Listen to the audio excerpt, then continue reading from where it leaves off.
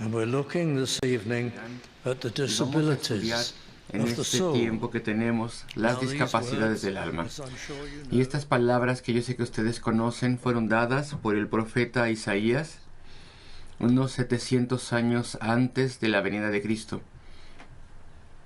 Son palabras que predicen su venida y lo que él haría, cuál sería su obra. Y también nos hablan de las grandes señales y eventos que le acompañarían. Y esto es claramente al respecto de él. El profeta aclara bastante en el segundo versículo, la última parte: ellos verán la gloria de Jehová, la hermosura o la excelencia del Dios nuestro. El poder de Dios será visto. La sabiduría de Dios en Cristo, el Mesías esperado, el gran descendiente prometido de Abraham. Él vendría. Él sería Dios encarnado. Él sería Dios y sería hombre. Y Él aseguraría la salvación y el perdón de todos aquellos que vengan a Él. La excelencia, la hermosura del Dios nuestro, dice el profeta, la excelencia del Dios nuestro, sus atributos, su misericordia, su gracia, serían vistas en Cristo cuando Él viniese, cuando Él vino. Así que es una predicción. Y así como todas las profecías de Isaías, a pesar de que incluyen algunas cosas que se cumplen en la tierra de forma física, también incluyen bendiciones espirituales y eventos espirituales que tomarían lugar, ya sea en el tiempo de la venida de Cristo o antes. La profecía trata con algo específico y se cumpliría en algún momento dado. Y muy frecuentemente lo trato de explicar así. Estas profecías son como un avión que despega. Comienzan con lenguaje terrenal, por así decirlo, de esta tierra. Y uno pensaría que la predicción es algo que está hablando de algo que va a suceder en la tierra de forma física. Y después el avión continúa en la pista de despegue, acelera y despega. Y el lenguaje es demasiado grande, demasiado maravilloso, como para permitir que se pudiera cumplir en la tierra de forma física solamente. Y entonces ahí nos damos cuenta que esto incluye realidades espirituales que tomarían lugar, que el profeta está utilizando ilustraciones de eventos espirituales, y él lo aclara bastante bien a través de este método. Cuando la profecía empieza a despegar y el lenguaje es exaltado o es extravagante, y entonces ahí nos damos cuenta que hay un cumplimiento espiritual de lo cual se está hablando. Y esta es una profecía así. Parte de la profecía puede cumplirse de forma física en la tierra. Parte de la profecía no puede ser cumplida en la tierra. Parte de la profecía habla de lo que Cristo haría de forma literal, de forma física, en esta tierra,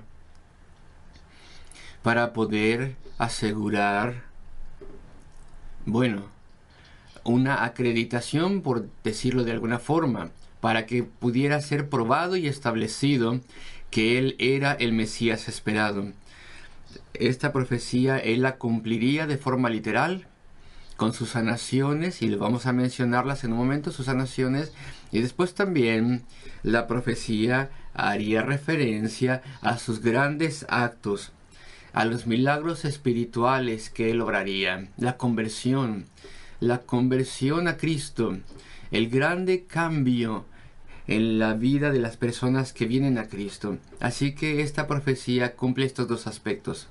Y primero que nada, les puedo presentar uno o dos versículos brevemente. Ven por favor el versículo 6, la segunda mitad. Porque cosas maravillosas sucederán, porque aguas serán cavadas en el desierto y torrentes en la soledad. Entonces, en esos lugares desérticos, de pronto habrían fuentes que irrumpirían y saldrían. Y el versículo 7, el lugar seco se convertirá en estanque, habría mucha agua, y el sequedal en manaderos de agua, en la morada de chacales, y en su guarida será lugar de cañas y juncos. todo el paisaje del desierto cambiaría. Bueno, eso evidentemente no es en la tierra. Ese es un lenguaje muy grandioso que requiere de un cumplimiento espiritual y lo vamos a mencionar, lo vamos a estudiar. Y bueno, primero que nada, el cumplimiento literal de los versículos 5 y 6. Entonces los ojos de los ciegos serán abiertos y los oídos de los sordos se abrirán. Entonces el cojo saltará como un ciervo y cantará la lengua del mudo. Todas estas cosas tomarían lugar, porque Cristo, cuando Él viniese, sería autenticado, y Él obraría milagros extraordinarios que nadie podría negar. Y sus milagros incluirían estas mismas sanaciones que estamos mencionando y otras también.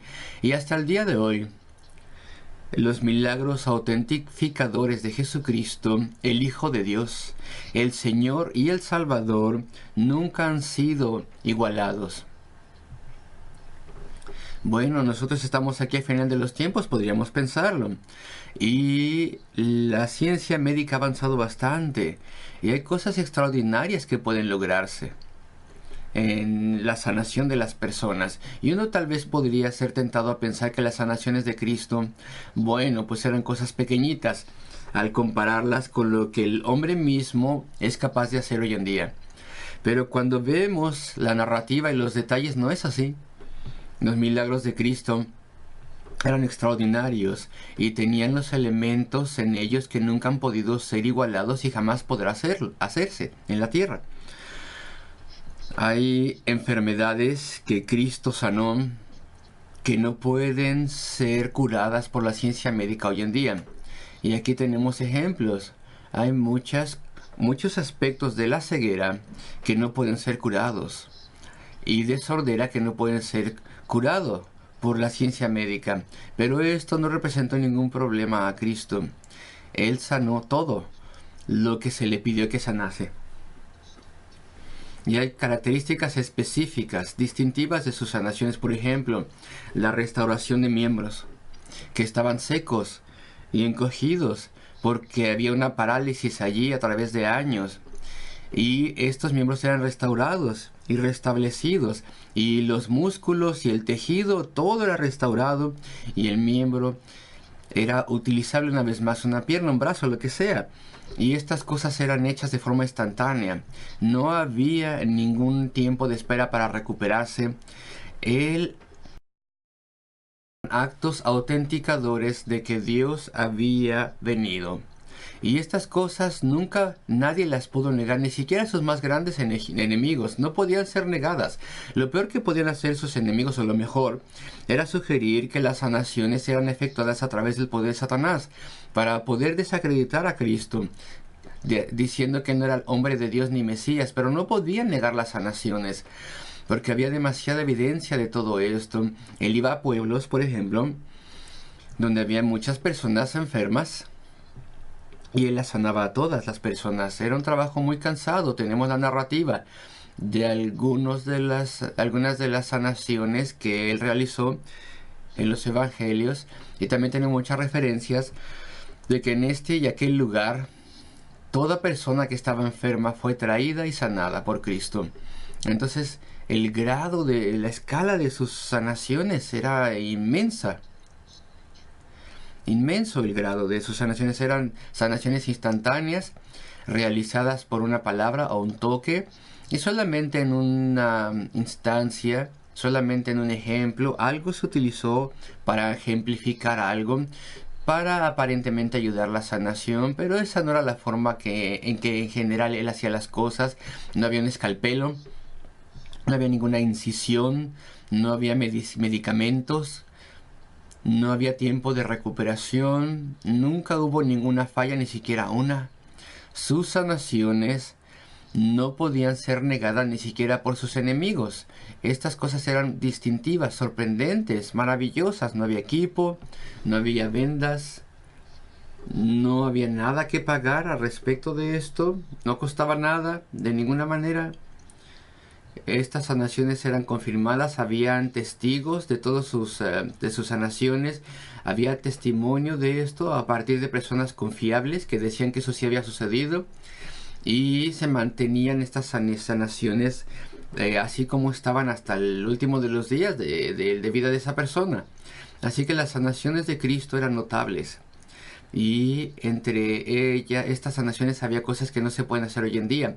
Y claro, ustedes recordarán que hay 3 casos en los cuales Él le dio vida a los muertos. Cosas que no se pueden igualar hoy en día. Nunca nadie obró como Él obró. Y es verdad que a los apóstoles se les dio poder para sanar, pero solamente en aquel entonces, y lo hacían todo en el nombre de Cristo. No lo hacían a través de su propio poder.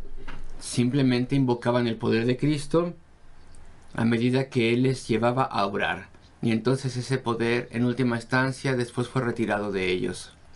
Y los profetas antes de Cristo también habían sanado, pero una vez más solamente apelando a Dios para tener el poder de hacerlo, y no fue a la misma escala que lo que hacía Cristo, y solamente a veces.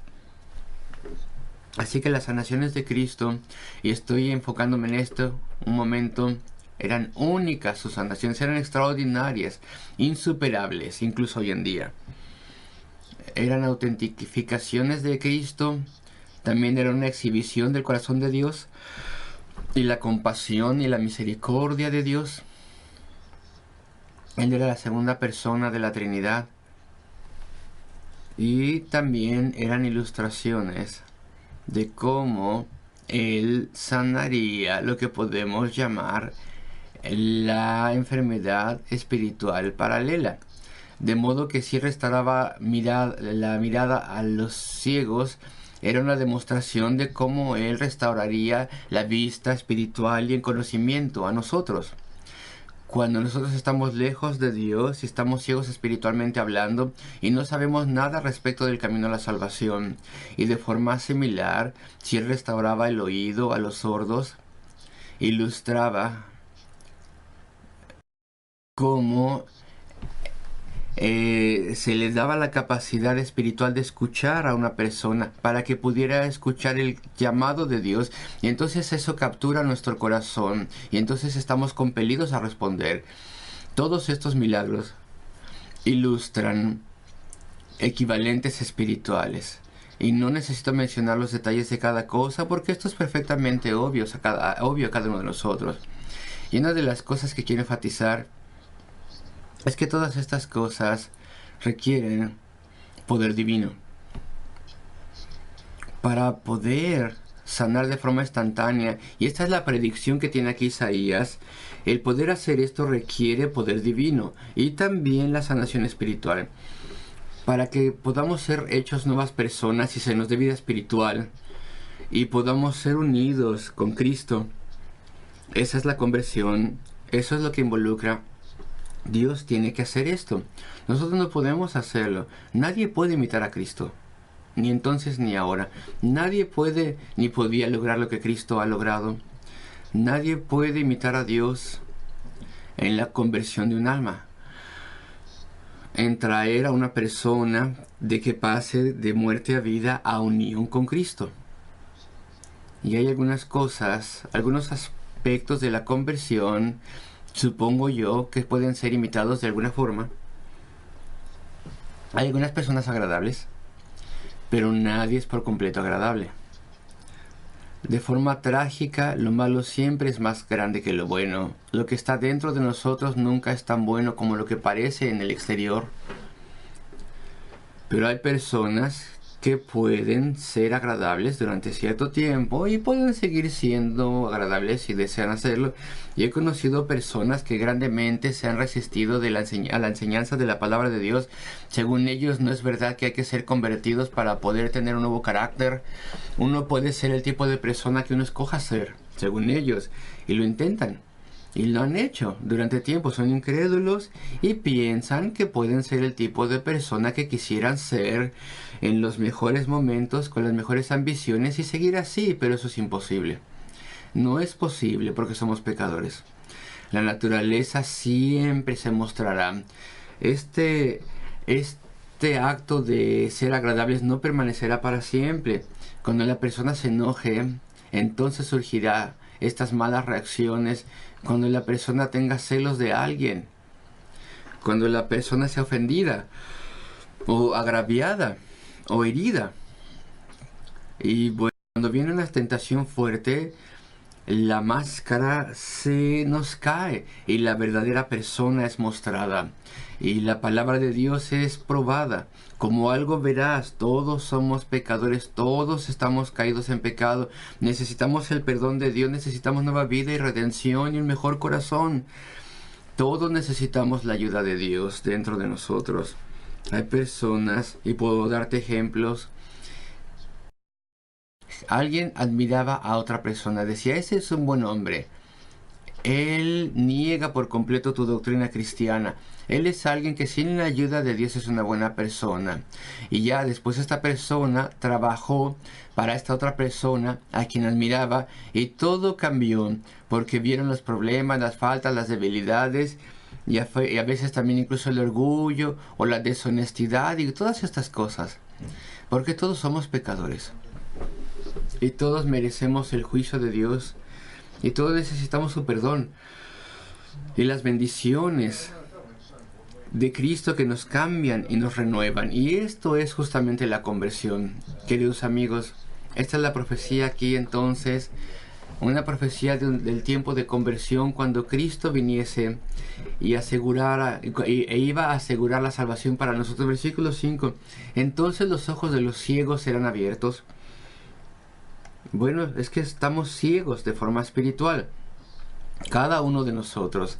Hasta que Dios abre nuestros ojos, estamos ciegos, por ejemplo, a lo que he estado diciendo. Que los seres humanos son una raza caída. Somos una raza caída. Estamos apartados de Dios. No tenemos unión con Él como raza, debido a nuestro pecado. Y necesitamos que de forma individual nos dé reconciliación con Dios. Si no lo vemos, es sorprendente que no lo veamos. Uno puede ser muy inteligente y lograr muchas cosas en cualquier campo que tú estudies. Y aún así todos nosotros estamos ciegos al estatus caído de los hombres. No queremos ver que somos una raza caída, lo negamos con vehemencia. Y frecuentemente converso con personas y a veces se enfurecen en este punto. Tú estás diciendo que en última instancia no hay ninguna buena persona que merezca el cielo y la bendición de Dios y la conversión a Cristo. Eso es algo terrible, horrible, dicen ellos. Y les molesta a estas personas, porque estamos ciegos, no lo vemos. Sin embargo, la evidencia está en todas partes. La crueldad de este mundo, cómo se derrama sangre, cómo hay guerras territoriales, el orgullo de los seres humanos, el odio a las personas, el prejuicio en contra de personas de otras nacionalidades o contextos. Y bueno, hay cosas que no podemos entender a menos que nos demos cuenta que las personas somos una raza caída. Siempre hay una clase alta y una clase baja en todas partes del mundo. Hay personas que avanzan en la vida a expensas de otros que les está yendo cada vez peor. Dicen que no quieren avanzar así, pero así es todo mundo que está en una posición aventajada. Este es un mundo lleno de desigualdad y dureza, y hay avaricia, hay odio, hay orgullo, hay engaño, hay egoísmo, hay lujuria, codicia. ¿Cómo es que no podemos ver que es un mundo caído? Es una raza caída, la raza humana. Tiene una conciencia la raza humana, cada uno de nosotros la tenemos. Puede distinguir entre el bien y el mal, de cierta forma, a pesar de que se tuercen los estándares constantemente. La raza humana tiene una conciencia del mal. Las personas se molestan cuando otras personas les hacen mal. Así que los estándares están allí en nosotros, claramente. En nuestra constitución están grabados y aún así no podemos cumplir estos estándares y no podemos verlo. la ceguera espiritual de los hombres y las mujeres. ¿Tú eres ciego, ciega de forma espiritual? ¿No quieres ver que necesitas un Salvador? ¿Que necesitas el perdón de Dios? ¿Que necesitas que Él te dé una nueva vida para reconciliarte con tu Creador? ¿Estás ciego a la gran necesidad? Las personas dicen, tal persona ha muerto, una persona bien conocida, ahora está en el cielo mirándonos. ¿Cómo saben que está en el cielo? ¿Acaso no pueden ver que si Dios es santo, entonces la gente pecaminosa tiene que tener certeza de que tienen perdón de Dios antes de que tengan alguna esperanza del cielo? No es tan fácil como simplemente morir e ir al cielo. Y lo intentamos explicar. Y yo me acuerdo bien de un predicador que se equivocó por completo. Y le escuché decir esto. No voy a decir quién era, pero eso es en los 1950. Y dijo, la caída del hombre no existe. No. Y la pecaminosidad del hombre tampoco. Y él explicaba lo siguiente. Era una forma muy popular en aquel entonces. Decía, el hombre ha evolucionado. Y el hombre una vez era amoral. No tenía moralidad, ningún conocimiento del bien y el mal, ningún estándar. Era un ser de instintos como una bestia. Y después avanzó a través de la evolución hasta que se hizo inmoral. Y la segunda etapa es que un día se hará moral. Y esa era su teoría. Y eso es lo que él creía. Éramos amorales. Ahora hemos avanzado a través de la fase inmoral y un día seremos morales. No hay ni seña de esto. En la historia humana no hay ni seña de ningún avance. Parece que estamos atorados en la fase inmoral en todo el tiempo que ha habido escritos humanos. No hay ni una seña de avance. No, esto es un mito. La doctrina de la Biblia es que caímos como raza humana. Y el pecado entró a este mundo, la desobediencia a Dios y el castigo. Y entonces no hay ninguna esperanza de que nos hagamos morales solos, a menos que Dios cambie el corazón, a menos que Dios obre y nos perdone, y nos absuelva y nos renueve. Y pensamos al respecto de la sordera. La sordera en esta profecía se utiliza como una ilustración de la sordera espiritual. Y todos nosotros estamos sordos de forma espiritual porque no escuchamos. El clamor de Dios no significa nada para nosotros, no nos interesa. Y así era conmigo también.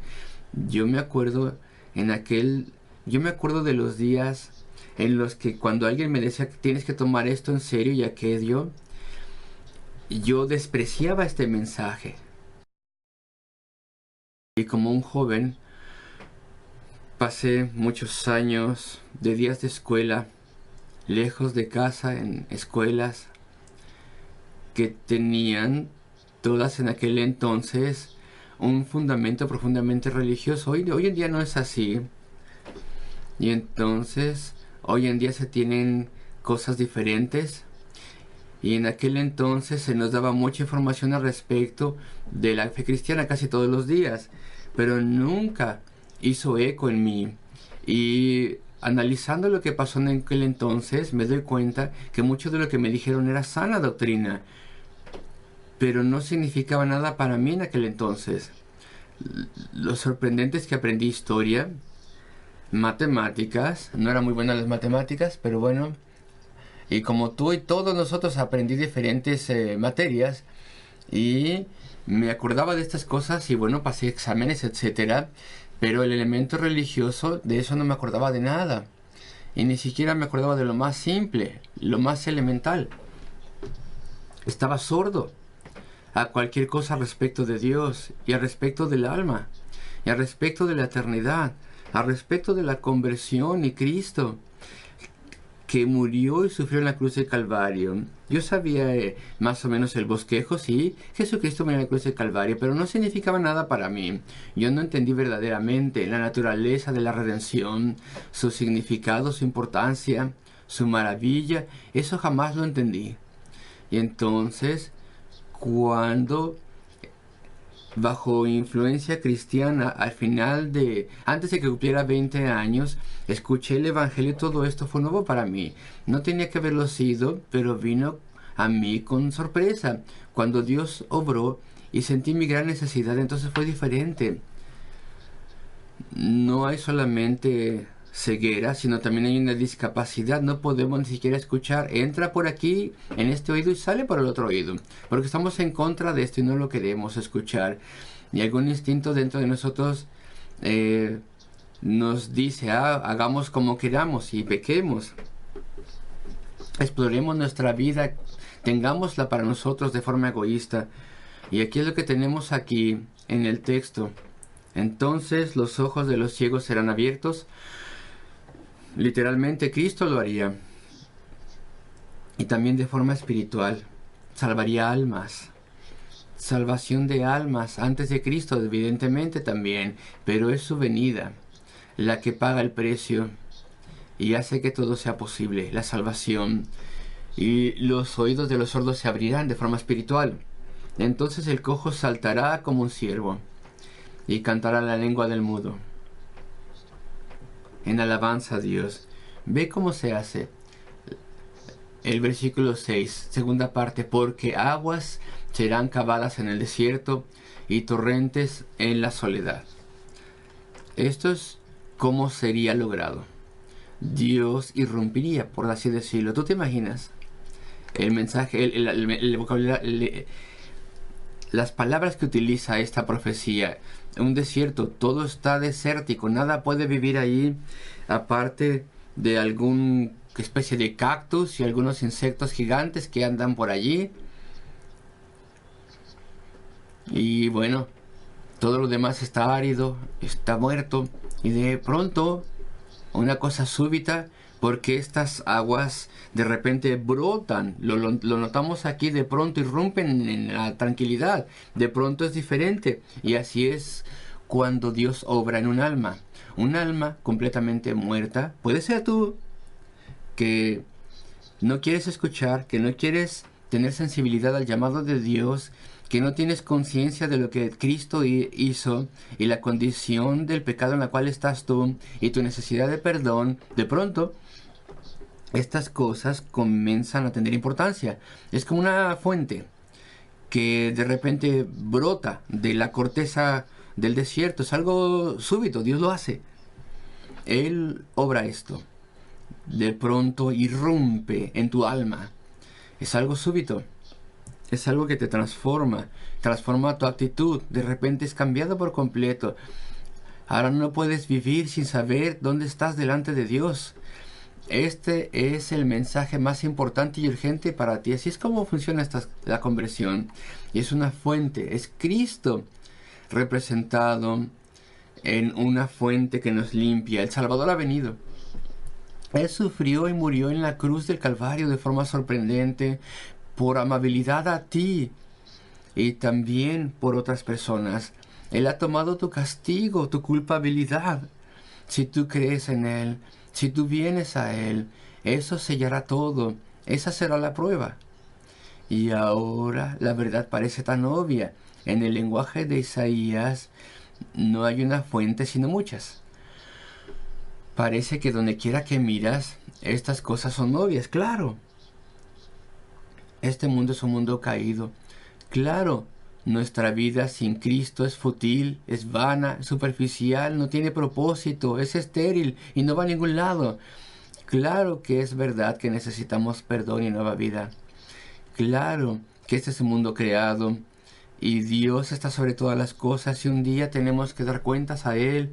Y donde quiera que miramos, cada cosa que vemos solamente señala la verdad de esto. Soy pecador, vivo en un mundo caído, necesito el perdón de Dios, necesito una nueva vida. Todo lo prueba. Cuán limitadas son las personas de forma espiritual. Qué trágico, qué lamentable es la vida, incluso de la persona más próspera y exitosa en esta tierra puede ser, si la comparamos de forma espiritual. Y yo me acuerdo que hace años mi hija mayor trabajaba como secretaria de alguien que era uno muy alto en el centro de negocios de Londres. Ella estaba ahí en esa oficina cuando de pronto, casi, ya sabes lo que voy a decir, le vino un dolor de pecho a este hombre. Y este hombre de unos 40 y tantos, o 50, con gran autoridad, comenzó a arrastrarse por ahí y estaba horrificado, perdón, tenía gran horror. Él trabajaba día y noche para tener ese poder y tener esa posición y guiar esas compañías. Y ahora todo terminaría. Estaba comenzando a ver, pero no tuvo mucho tiempo en esto. Fue al hospital, lo atendieron y después una vez más volvió a su oficina y una vez más indiferente a las cosas espirituales, pero tuvo una miradita de la superficialidad y el propósito vano de la vida sin tener un destino espiritual, sin estar aferrado a Dios, sin conocer el propósito, el significado, la verdad de estas cosas. Pero cuando cuando Dios irrumpe en nosotros, sentimos esto no solamente por unos cuantos segundos hasta que te mejores, sino que la sientes verdaderamente hasta que vienes a Cristo y doblas la rodilla ante Dios y te arrepientes de tu pecado y le pides vida, nueva vida y perdón y reconciliación con Él. Mi tiempo se ha terminado, queridos amigos. Quiero leer el versículo 8. Y habrá allí calzada y camino, y será llamado camino de santidad. Qué ilustración tan maravillosa tenemos aquí. Y no tenemos tiempo verdaderamente de estudiarla bien. La vida cristiana es como tener una avenida paralela, una calzada paralela, o una más alta. Es solamente una ilustración, no es como verdaderamente son las cosas, pero cuando venimos a Cristo, el caminar de tu vida está en un plano diferente. Estás con todos los demás, desde luego que sí. Estás viviendo tu vida en el mundo, en el planeta, y tienes compasión por otras personas y deseas alcanzarles, pero visto de otra forma, tienes tu propio camino, tu propia calzada. Es tu camino de comunión con Dios. Una autopista está allí. Solamente el pueblo de Dios está en esta autopista, en esta calzada, en este camino. Es lo que nos dice la profecía de Isaías. Y una vez que están ahí, jamás caerán de ahí, porque Dios les mantendrá allí. Esta es la doctrina de la perseverancia de los santos, la preservación del pueblo de Cristo en la fe. Esto lo vemos aquí, y serán protegidos y ayudados, y los sucios no pasarán, aquellos que no han sido perdonados, los inmundos, a pesar de que las personas tal vez sean limitadas en sus capacidades intelectuales. A pesar de esto, Dios les dará sabiduría si son sus hijos y les mantendrá cerca de Él. Este es el lenguaje que tenemos aquí. Y en última instancia, los que fueron comprados por el Señor volverán a Sion. Los redimidos de Jehová volverán y vendrán a Sion con alegría. Versículo Dios. Porque tendrán gozo de que Cristo ha muerto en la cruz y tomó el castigo a nombre de ellos y les compró. Y vendrán a Sion con alegría y gozo perpetuo eterno sobre sus cabezas. Y tendrán gozo y alegría y huirán la tristeza y el gemido. Versículo 10. Este es nuestro tema. Las discapacidades del alma. La ceguera espiritual. La sordera espiritual. Las incapacidades espirituales de hablarle a Dios, de orar a Él, de alabarle, de amarle. Y aún así como fuentes que irrumpen en el desierto, que brotan súbitamente, así Dios irrumpe en tu vida y te trae a ver la inutilidad de la vida sin Dios y tu gran necesidad, y vienes entonces a Él. Y Él te toma y te pone en el camino al cielo y te da sabiduría y cosas que tú jamás tuviste en tu vida. Unión con Dios, comunión con Dios, certeza de la salvación, un nuevo corazón, nuevos gustos, una nueva vida, nuevo entendimiento. Te da todas estas cosas. Y ahí Él llega a ser tu Dios y tú eres de Él. Queridos amigos, espero que he hecho las cosas claras y no confusas. Esas son las más grandes cosas. Deshazte de las discapacidades de tu alma viniendo a Cristo en arrepentimiento y en fe y rindiendo tu vida a Dios. Oremos juntos.